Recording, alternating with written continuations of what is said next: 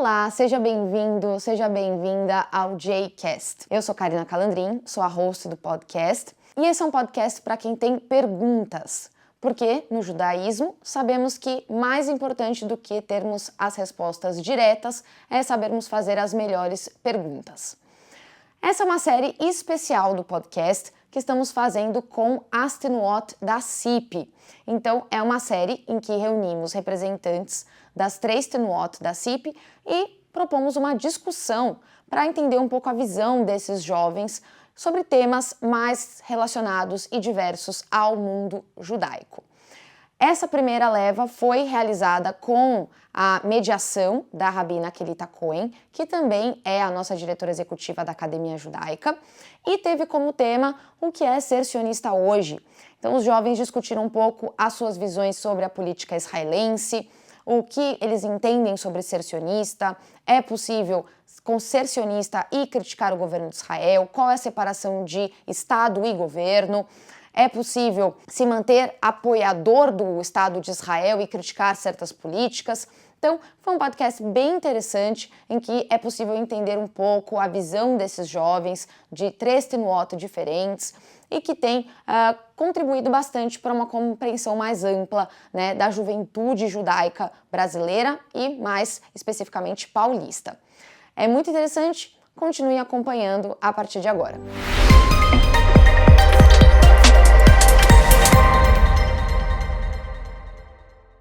Olá pessoal, a gente está aqui hoje no estúdio da Academia Judaica com 3 pessoas brilhantes, 3 jovens incríveis que já mesmo eles próprios vão se apresentar, mas a gente está aqui hoje para gravar o primeiro episódio de uma trilha nova de Jcast, que é o podcast que a Academia Judaica já tem tradicionalmente, mas o podcast que a gente tem por título Preciso Saber. O que é preciso saber sobre alguma coisa. Nesta nova série, a gente começa com o Jcast Vozes. Vozes, olha a diferença, nós não estamos com um entrevistado ou uma entrevistada, nós estamos com 3 jovens aqui que vão trazer as suas vozes a respeito de um assunto. E qual é o assunto nosso de hoje? Sionismo. O que significa ser sionista hoje? Obrigado, Kelita. Um prazer estar com vocês aqui. Meu nome é André, sou maskir da Vaiandava. Maskir é como se fosse um cargo de coordenador geral da Tenuá. E eu estou na Tenuá desde os 6 anos de idade, tenho uma ligação muito forte. E hoje é a minha vida, é a minha paixão. A Vaiandava é um movimento juvenil judaico-sionista escoteiro, então tem essa particularidade muito interessante, onde a gente trabalha valores muito importantes como a autonomia da criança, a independência dela, a importância do trabalho em grupo. Então, nas nossas pelotas, nos nossos acampamentos, a gente foca muito nesses valores e tenta trazer para eles o melhor desenvolvimento possível que a gente acredita, de acordo com a nossa ideologia. Muito legal, porque você apresentou a Vaiandava com 4 adjetivos, ou seja, 4 adjetivos identitários, judaico, juvenil, sionista e escoteiro. Ou seja, sionismo faz parte da identidade da Vaiandava, pelo que você nos descreveu. Já mesmo você vai contar mais sobre o que isso significa para a Ava e para você. Meu nome é Gabriel, eu sou da Hazit e eu sou Rosh Hinur, que é quem cuida da educação, dos processos educativos da Tenuá. E a gente também tem o sionismo como um dos pilares da nossa ideologia, assim como vários outros.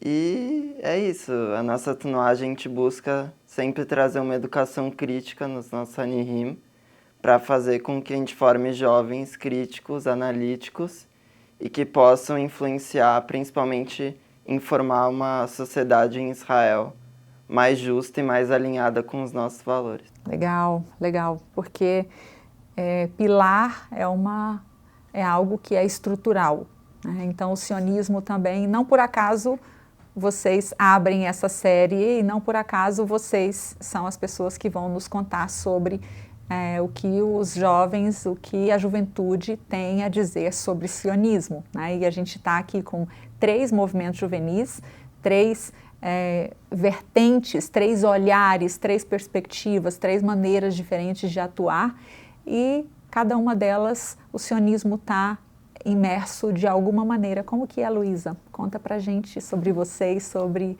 a colônia. Sim, eu também sou Rosh Hinur da colônia, assim como o Gabi, então eu cuido dos processos educativos.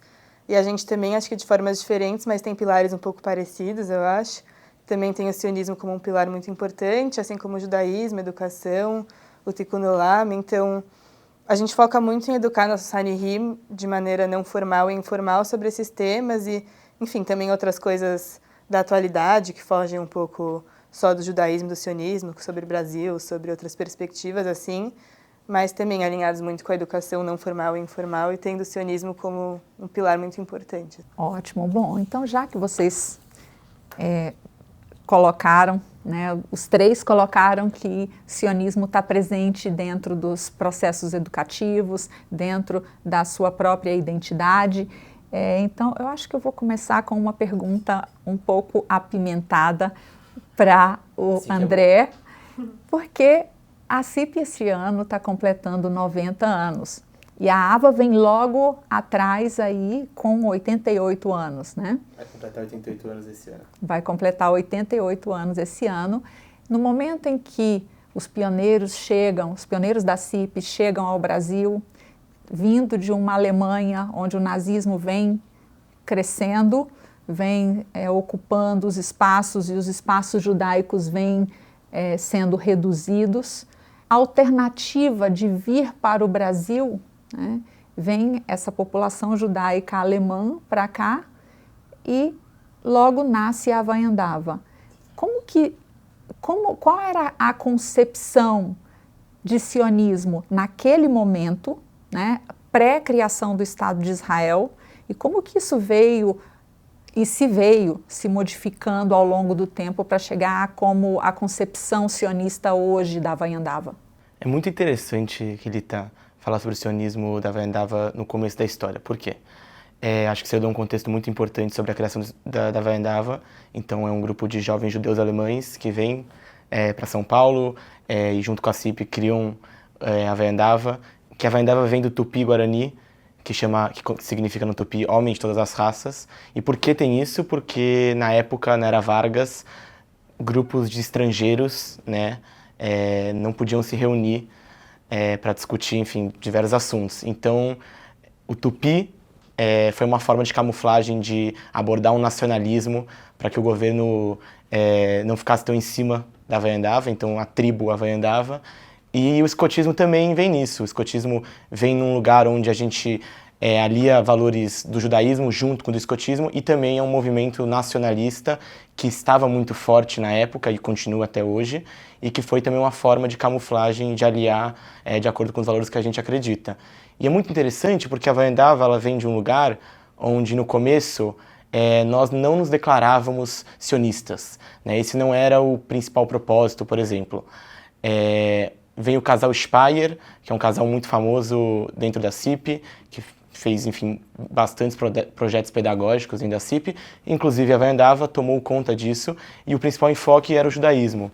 Então, esse era o principal enfoque no começo da Havaiandava, era um movimento judaico, onde existiam, a partir da educação não formal, diversos assuntos que eram tratados sobre judaísmo, e o sionismo não era o foco principal.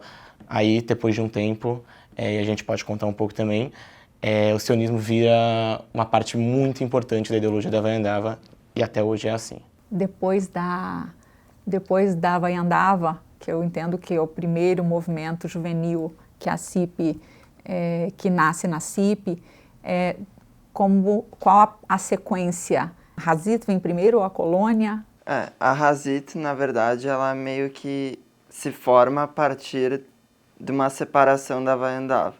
Então, eram pessoas que não se identificavam muito com a Havaiandava, que queriam uma educação mais sionista, mais voltada para o sionismo.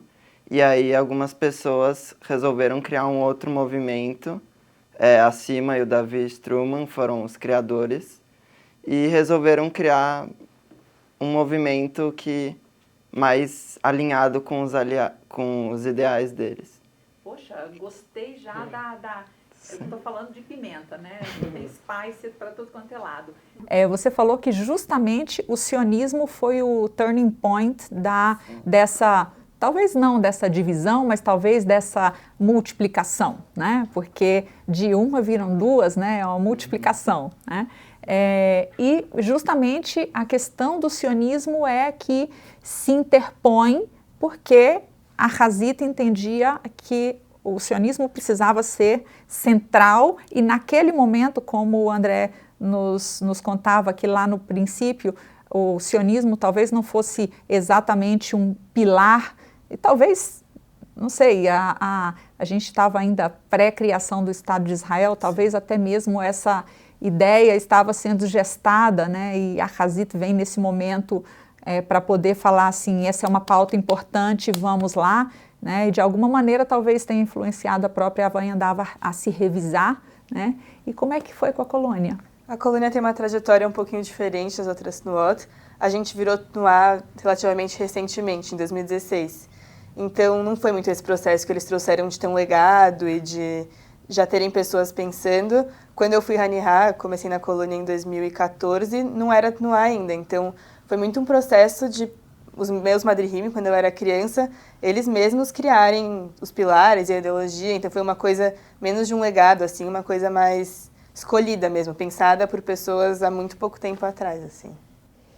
E nesse percurso, bom, 10 anos comparado com a história de outros movimentos juvenis, não só da CIP, mas com outros movimentos juvenis, que tem a gente poderia dizer que a colônia é jovem, né? Sim. E vem nascendo com uma identidade particular, com uma seleção, né, de coisas que vocês acreditavam e consideravam, ou consideram, né? Porque é presente ser representativo da identidade de vocês, né? O sionismo, você já tinha me falado que é um dos pilares centrais. Como que o sionismo convive aí com os outros valores em termos de práticas, não só em termos de filosofia, de princípios, mas também da prática? A gente tem uma interseccionalidade bastante importante entre todos os pilares. Então, eles são educação, judaísmo, sionismo, tikkun olam e juventude.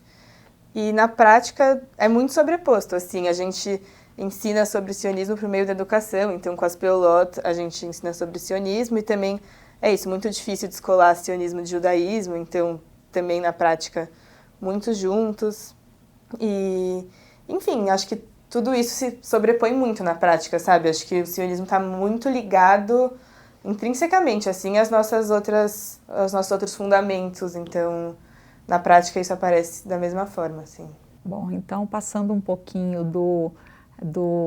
da voz de vocês como representantes das Tnuot de vocês, vamos passar um pouquinho para o aspecto, depois a gente retoma a parte da representação, o sionismo para cada um de vocês, para cada uma de vocês hoje. Como que o sionismo faz parte, ou se faz parte da própria identidade? Como que vocês lidam com essa ideia e que sionismo é esse? Acho que hoje em dia é bastante complexo, assim, falar sobre, pessoalmente, assim, sobre qual é o meu sionismo. Eu me identifico como uma pessoa sionista, muito também, acho que é isso, por ter crescido na colônia e em ambientes judaicos, acho que isso está muito dentro de mim, mas acho que hoje em dia, sim, se torna uma coisa um pouco polêmica, né, se dizer sionista, acho que principalmente pós 7 de outubro, na faculdade, em ambientes não judaicos, é um campo meio minado, assim, falar sobre sionismo, eu acho. Mas aí a pressão externa faz com que você crie uma proteção, uma autoproteção. Então, não falar do sionismo é por uma questão de autoproteção ou porque existe algum tipo de conflito interno em relação à concepção sionista? Acho que tem muitos tipos de sionismo, então é difícil se dizer sionista sem dizer mais coisas, assim. Acho que é muito importante contextualizar. Então, nesses cenários, assim, que eu sinto que é muito polêmico falar sobre o sionismo, é sempre importante dar esse contexto e explicar e dizer, enfim, qual vertente de sionismo eu me identifico mais, porque pode gerar interpretações, acho que hoje em dia, principalmente, complicadas. Assim. Boa, então antes de passar para eles, qual é a corrente do sionismo com a qual você se identifica mais?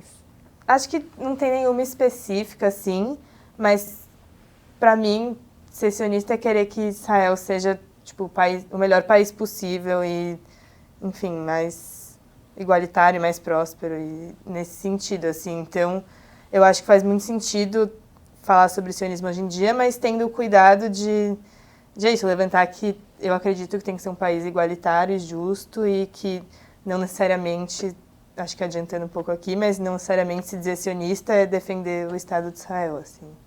Você trouxe um aspecto interessante porque Estado, uma coisa é o Estado de Israel, outra coisa é o governo de Israel e uma terceira coisa é a concepção de Israel, até mesmo como povo. Né? O povo de Israel é representado na figura, né?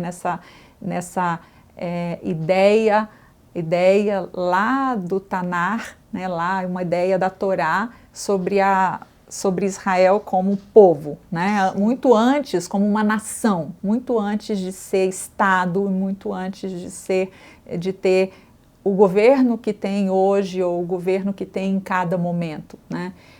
Como que vocês lidam com essa multiplicidade de conceitos ligados a Israel, que cada uma delas se autonomeia representante do sionismo? Eu acho que é complicado, sim, porque muitas vezes algumas correntes de sionismo podem aparecer para as outras pessoas e as pessoas muitas vezes tratam essas correntes como o sionismo. Então eu acho que é muito complicado, porque no mundo que a gente vive o sionismo normalmente é tratado como uma coisa só. Então eu acho que o nosso papel é justamente mostrar que o sionismo é muito complexo e é muito diverso. E tipo, mostrar que existem correntes que você pode se identificar e existem correntes que você pode não se identificar. Isso não te torna mais ou menos sionista. Olha, a gente começou falando um pouco sobre as Tunot e o pensamento crítico é um valor muito importante dentro da Vayandava. E ser sionista, para mim, ainda mais hoje em dia, é ser crítico.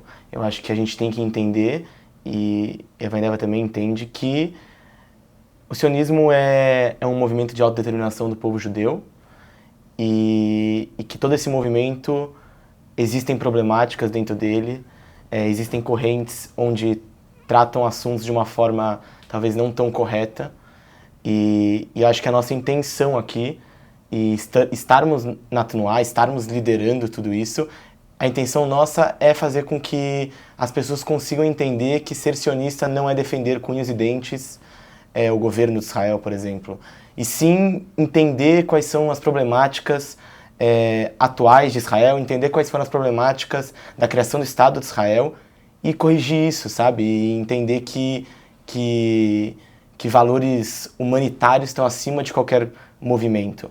Então a ideia é sempre essa, educar a partir disso, a partir dessa perspectiva crítica do entendimento de que proteger o Estado de Israel é, sim, olhar criticamente para ele. Bom, a partir disso que vocês disseram, isso me fez pensar nos jovens judeus nas universidades americanas, principalmente, que têm se colocado ou se pronunciado contra Israel de uma forma aberta, declarada, e queria entender como que esse fenômeno chega, ou seja, como que esse fenômeno hoje aqui no Brasil, como vocês percebem esse fenômeno no Brasil e como que vocês lidam com isso, considerando que vocês também são jovens que estão dentro da universidade, né? A Luísa até já comentou um pouco sobre a pressão né, que a pressão externa que sofre, mas vocês como jovens judeus dentro do campus,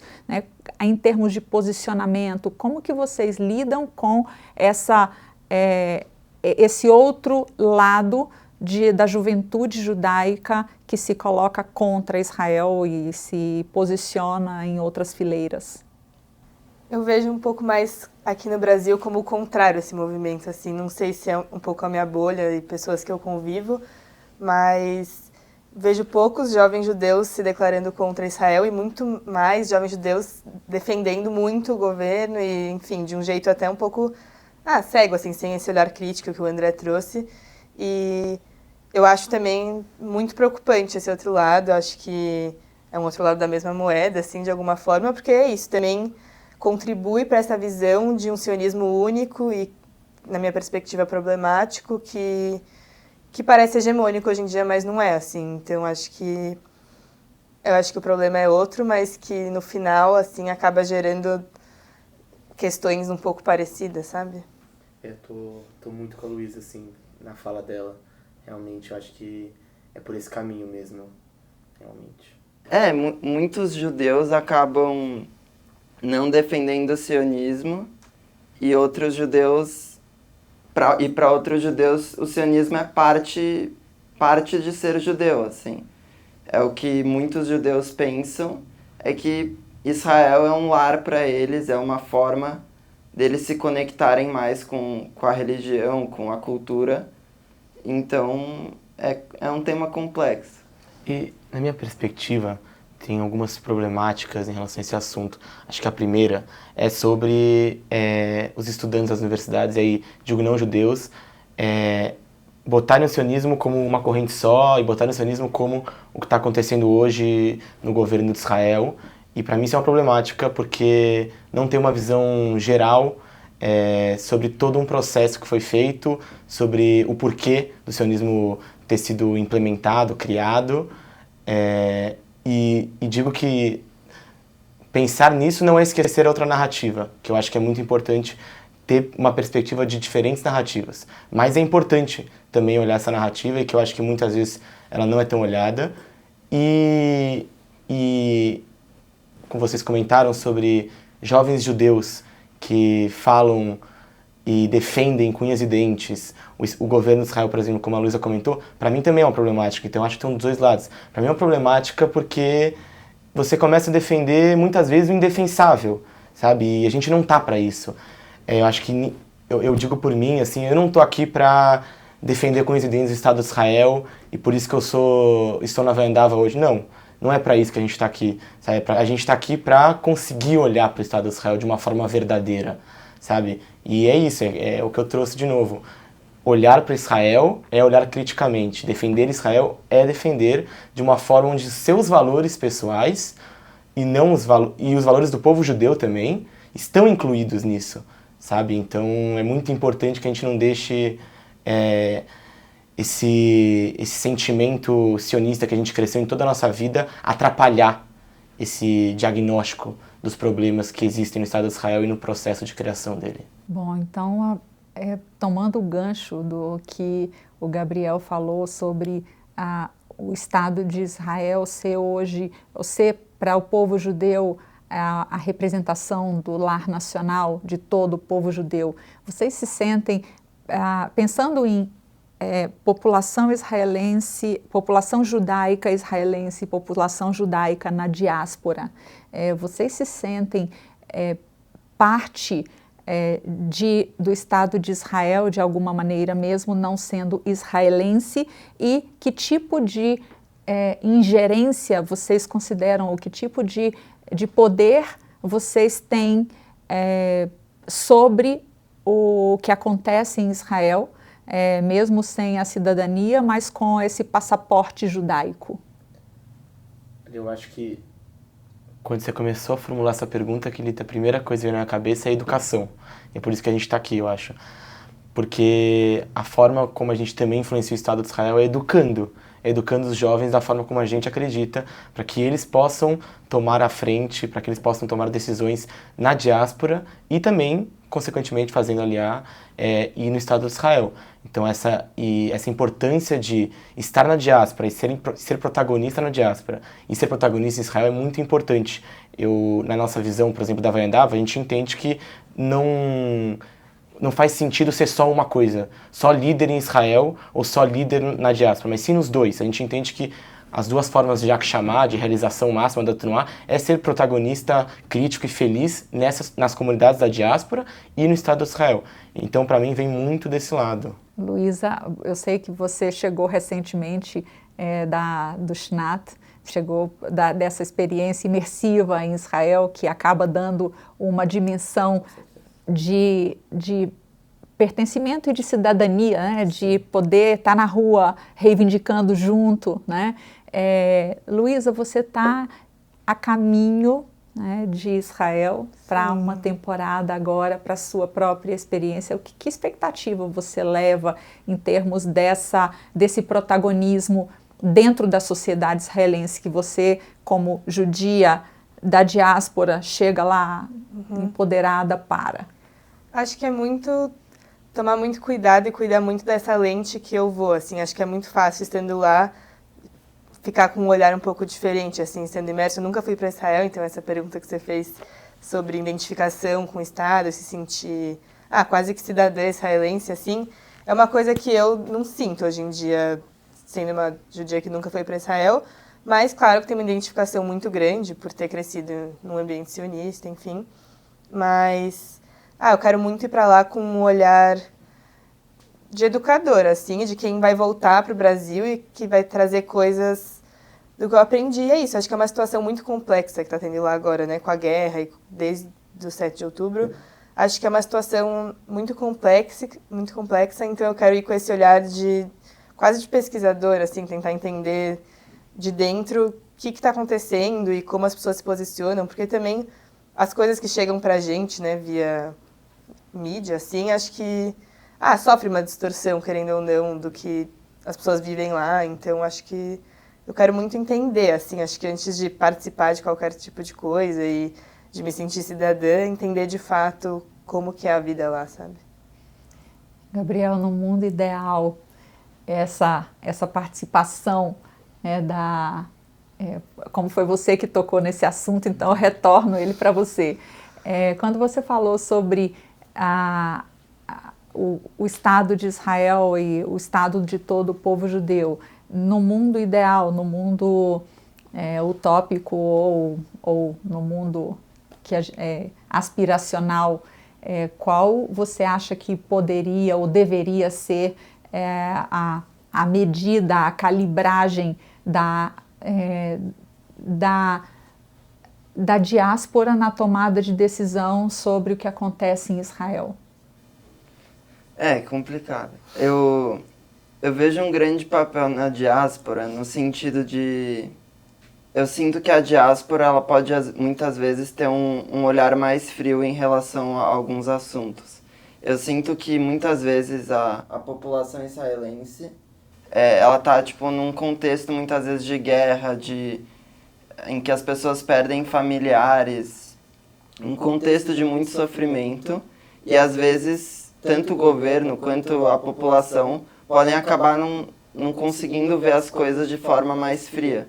E eu acho que a diáspora muitas vezes pode trazer essa frieza, pode trazer um olhar mais crítico e menos emocional para a coisa, que apesar de ser importante, eu acho que às vezes olhar as coisas de forma mais racional pode ser boa. E eu acho que a diáspora pode ser muito importante nesse sentido. Poxa, legal. Mas pensando nisso da tomada de decisão, não é nenhuma resposta, mas me veio aqui a reflexão de que Israel é um estado judaico, né? E não existem tantos estados que são ligados a uma religião, assim. Então, acho que tudo que acontece lá afeta muito a diáspora. Acho que a nossa vida mudou pós 7 de outubro, como judeus no Brasil. E, enfim, não sei se deveria ter algum poder chamado de decisão, mas eu acho que o caso de Israel, tipo, especificamente, é um caso no qual a diáspora de pessoas judias, tipo, sofrem muito com as ações que são tomadas lá, sabe? Acho que no Brasil se uma decisão é tomada no Brasil, acho que poucas pessoas fora do Brasil vão ser, tipo, muito afetadas. Não sei se faz sentido. Tem o impacto, né, a partir do que a decisão que é tomada lá vai repercutir aqui, né, e a nossa posição aqui também tem uma influência limitada no que acontece lá em Israel. Exato, acho que é o impacto de ser um Estado associado a uma religião, assim, talvez, que gera pra gente. Essa questão isso é outro ponto sensível, ótimo, vamos nela então.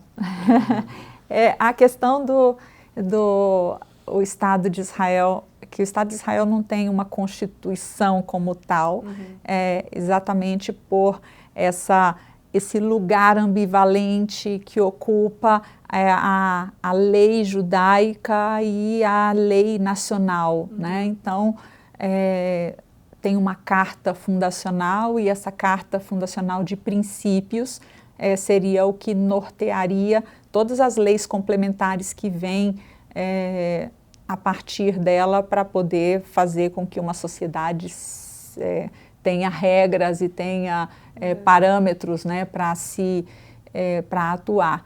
Mas a questão do judaísmo, o judaísmo diferente de outras correntes religiosas, o judaísmo não se define exatamente apenas como uma religião, né? Então, o judaísmo cultural, né, toda essa expressão, ela também faz parte. Como é que você acredita que deveria ser os pesos e as medidas, Luísa, em termos de Israel, a parte religiosa com as outras dimensões do ser judaico? Acho que o judaísmo é muito pouco homogêneo, assim, acho que tem muita diversidade dentro do judaísmo, então é muito difícil falar em uma definição, em algum tipo desde religião até, tipo, nem só o contrapeso da religião com a cultura e com outros aspectos. Acho que se a gente pegar só o nicho da religião, por exemplo, já tem 1 milhão de jeitos de se entender judeu e, enfim, então acho que é muito complicado, assim, definir de fato o que é um Estado judaico por essa amplitude de muitas coisas diferentes, assim, acho que sempre vai ficar um pouco em aberto essa questão. Querida, eu acho que essa questão que você trouxe, talvez no Shnat, onde a gente passou esse ano, talvez seja uma das maiores questões da sociedade israelense, né? Quando os eleitores de Israel vão votar, eu acho que isso passa muito pela cabeça deles, e ouvindo a sociedade lá em Israel, quando a gente fez Shnat Akshara, eu percebi muito isso. E eu acho que Israel cada vez mais está caminhando para um lugar onde a religião ela está muito acima da democracia em si. A gente fala muito sobre religião e democracia, Estado democrático, Estado judaico, e cada vez mais eu acho que ele vai se desequilibrando, talvez essa seja a palavra. Acho que governos anteriores e esse também mostram isso, né? Acho que leis sendo aprovadas, ações do governo também, e cada vez tem menos representantes na Knesset, que é o parlamento, com vozes que entendem que a democracia é o pilar, e não só ser judeu, mas sim ser um Estado democrático e judeu. Infelizmente, quem está hoje no poder entende que o ponto crucial todo é ser um Estado judeu, e a democracia, a humanidade, enfim, como um todo, está em um segundo plano. Poxa, André, a sua fala agora me deu um insight enorme sobre a questão, que é uma questão em Israel, a questão conceitual de ser um Estado judaico e democrático, como se as duas coisas não pudessem conviver. Mas talvez esse conflito ele exista talvez exatamente por associar judaísmo à religião.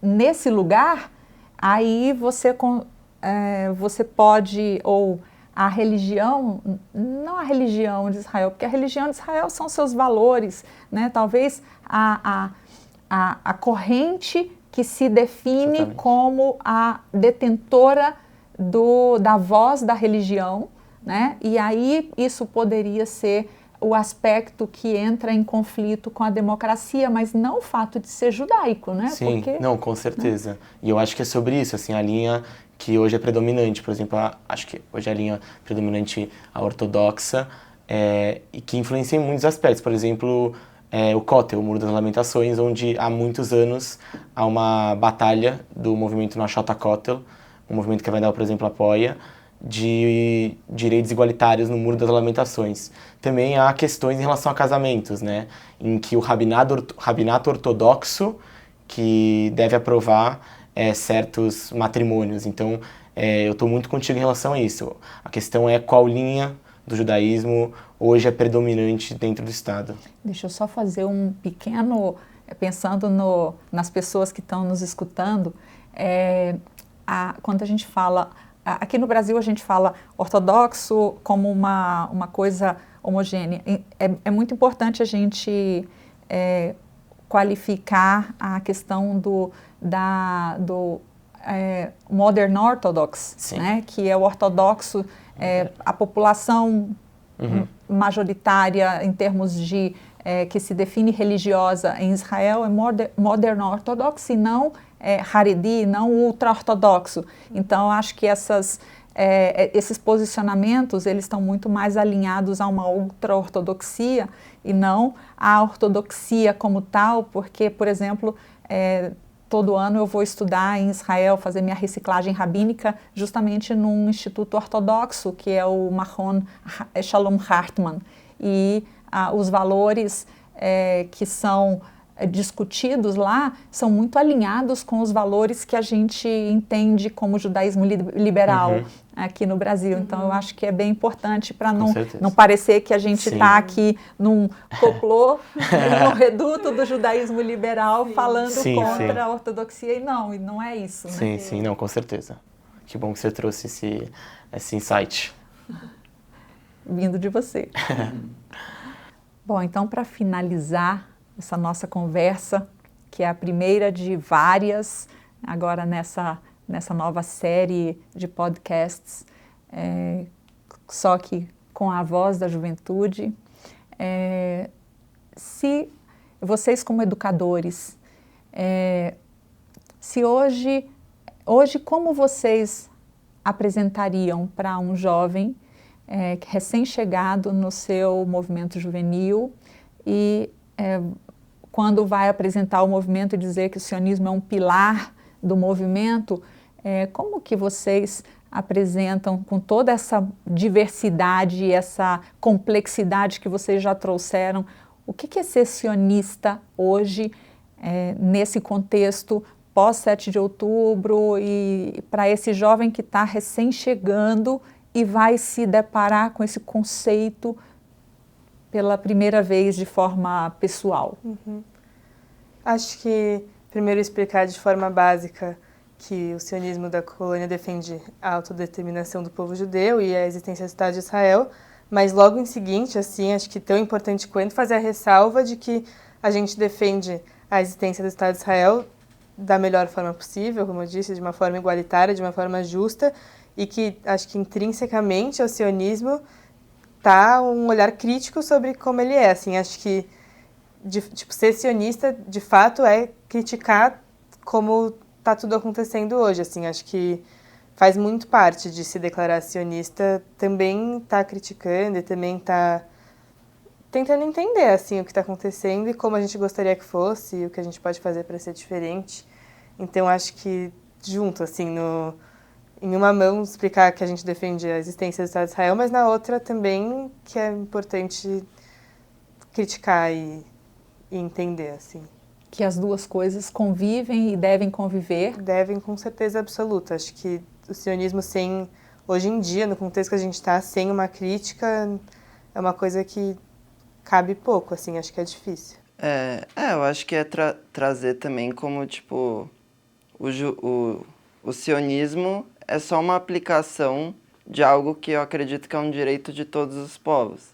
Tipo, todos os povos têm direito de se autodeterminar e os judeus, assim como todos os outros povos, também têm. Eu acho que é importante também explicar também como defender o Estado de Israel não implica em não defender, por exemplo, o Estado da Palestina. Mostrar como esses dois conceitos, eles não necessariamente entram em conflito e que tem como conciliar as duas coisas. E eu acho que o principal que você falou sobre ser sionista hoje, eu acho que para mim a principal forma da gente ser sionista hoje é tratando Israel como qualquer outro país. Eu acho que isso é um problema tanto de um lado quanto do outro. Eu sinto que muitas vezes as pessoas que são contra o sionismo, elas muitas vezes tratam Israel como...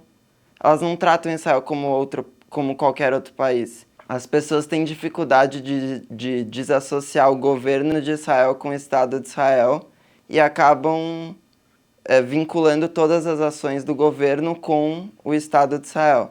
E a mesma coisa acontece com o outro lado, que muitas vezes trata Israel como um país perfeito, como um país que sempre tem que ser defendido. E eu acho que é isso, é trabalhar para tratar Israel como qualquer outro país que tem seus defeitos e que a gente não precisa mistificar ele para ser sionista. Eu acho que eu estou muito na linha de pensamento que o Gabriel trouxe, assim, realmente. Eu acho que, além de tudo isso, também quando a criança adentrar o espaço da Vaiandava, trazer para ela que a gente vai educar mostrando diferentes perspectivas, diferentes narrativas israelenses, palestinas, e que, além de mostrar essas narrativas, individualmente é muito importante que ela consiga entender o que faz sentido para ela, sabe? Então a gente sempre tenta nas Peolot, por exemplo, em todos os nossos eventos, trazer essas narrativas, mostrar para essas pessoas, porque muitas vezes essas Hanihot não têm essa narrativa diferente do que é habitual da educação judaica e, a partir disso, elas entenderem o que faz sentido na concepção delas.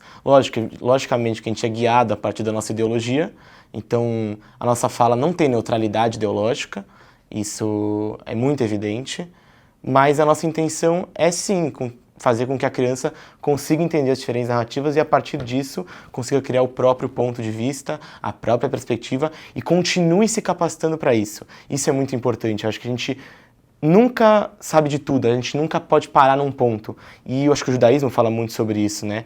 Então é muito importante que a gente continue nesse processo contínuo de aprendizagem e o sionismo está muito dentro disso, ainda mais nos dias de hoje que a gente está. Bom, a partir do que vocês trouxeram, eu fico do lado de cá, né, sabendo que esse é o espaço de vocês e eu estou aqui ouvindo as vozes de vocês e aprendendo com vocês. Eu fico muito feliz de pensar que eu tenho 2 filhos que estão sendo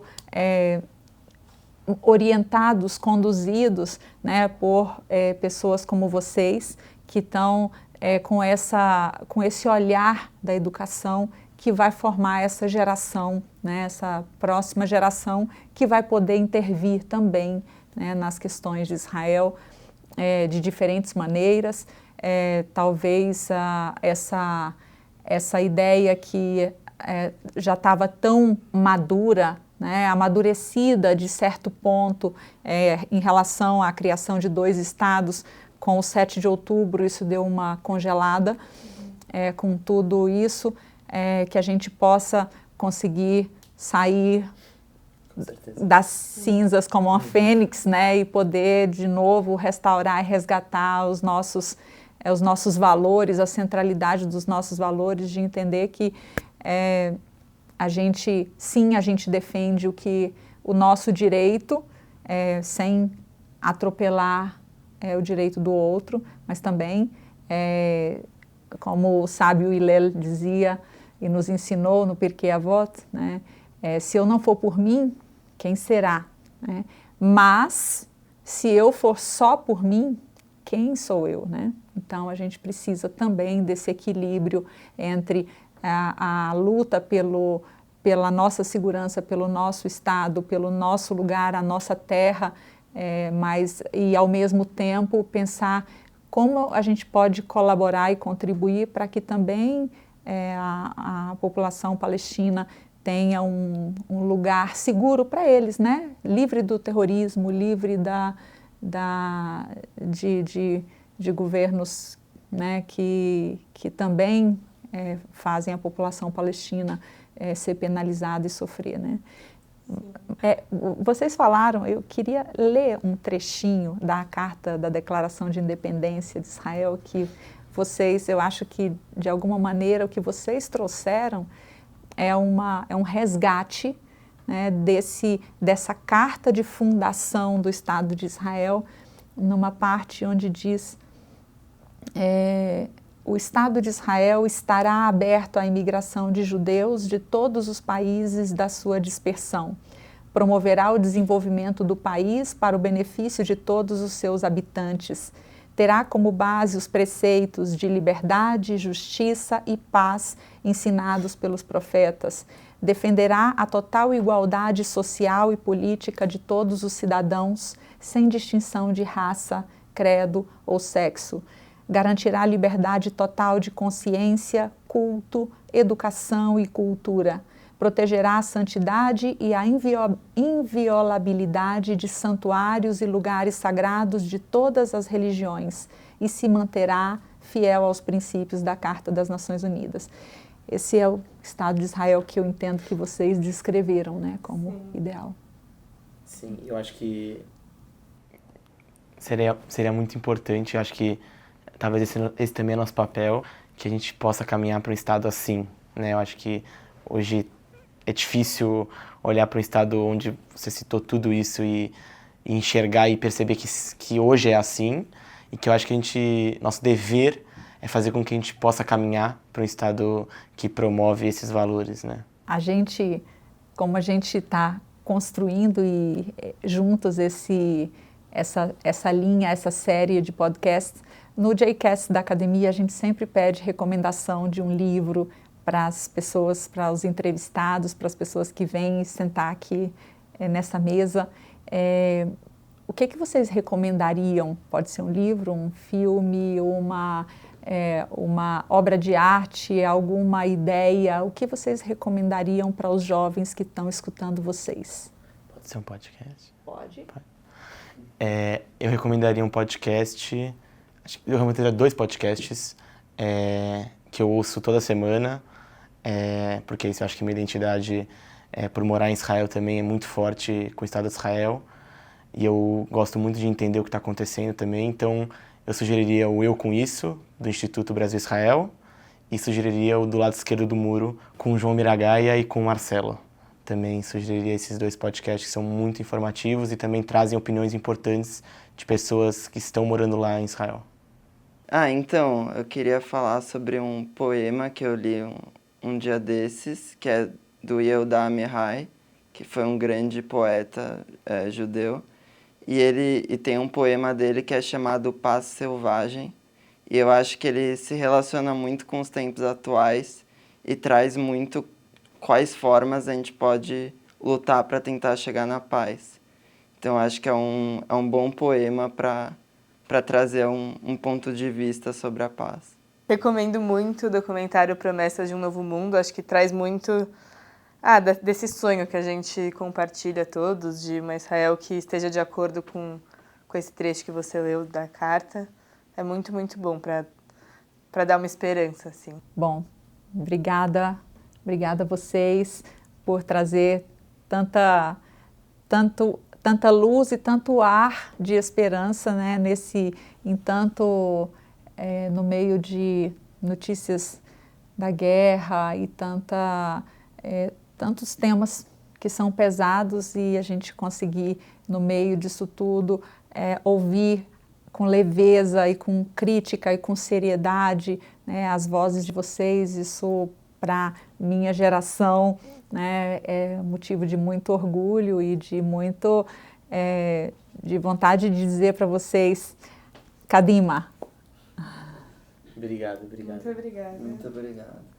Espero que tenha gostado desse episódio. Foi realmente uma discussão que nos dá uma visão diferente sobre a juventude judaica e nos ajuda a compreender o que, né, os jovens estão pensando sobre os mais diversos temas, né, polêmicos né, judaicos e também sionistas hoje em dia.